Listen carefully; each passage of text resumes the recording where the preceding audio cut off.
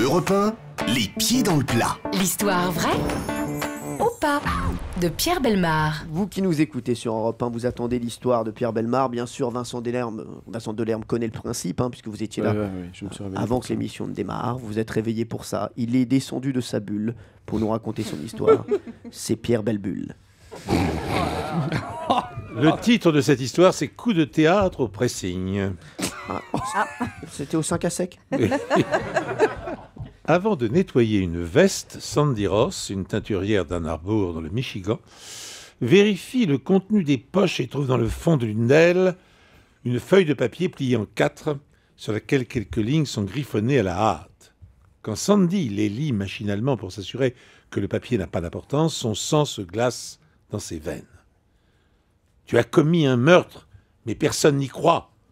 La seule chose qu'il me reste à faire, c'est de me tuer. Et alors, tout le monde saura ce que tu as fait. » Sans l'ombre d'une hésitation, Sandy alerte la police et lui remet le message incriminant. Le shérif mobilise sa brigade pour retrouver l'auteur de la confession. Le propriétaire de la veste est bientôt identifié, arrêté, conduit au commissariat pour être mis en garde à vue. « Je m'appelle John Corway, je suis comédien, se défend l'homme. Je joue actuellement dans une pièce qui se donne dans le théâtre de la ville. Et comme j'oublie parfois mes répliques, je les note sur des morceaux de papier que je cache dans le fond de mes poches. » Dubitatif, le shérif téléphone au directeur du théâtre qui confirme les dires du comédien. « J'avais beaucoup de difficultés pour retenir ce passage par cœur, a déclaré Corway au policier. Avant d'être remis en liberté, je pense qu'après cet incident, il va rester gravé à tout jamais dans ma mémoire. » Ici, on n'y croit pas, on va pas se mentir.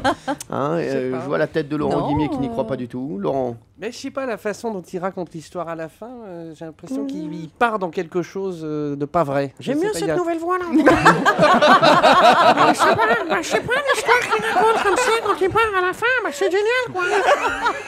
Coucou, me revoilà, c'est Casimir. Merci Casimir. J'ai pas dormi, je suis désolé. Étant lui, donc Vincent Delerme, est-ce que vous y croyez? Plutôt pas. C'est un truc dans l'air, mais je saurais pas dire pourquoi. Jérémy, Un truc dans l'air. Moi j'y crois. Je la trouve pas suffisamment incroyable d'ailleurs pour être fausse.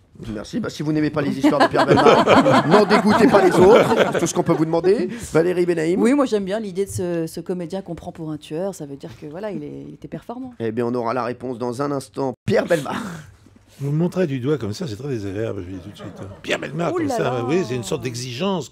Bah écoutez, ne répondez pas si vous voulez. Non, mais je vais vous répondre, mais attention. Hein. Non, mais c'est vrai, la menace. Vous avez raison, Pierre, ne vous laissez pas faire. Il faut pas se les faire. Hein, Bon, tout était vrai. Ah, merci. J'avais raison. C'était vrai. J'ai compris. C'est une véritable histoire. Rien. Aucune invention. C'est bêtement l'histoire de ce monsieur et de son aide-mémoire dans sa poche. Eh ben bravo Vincent Delerme, voilà.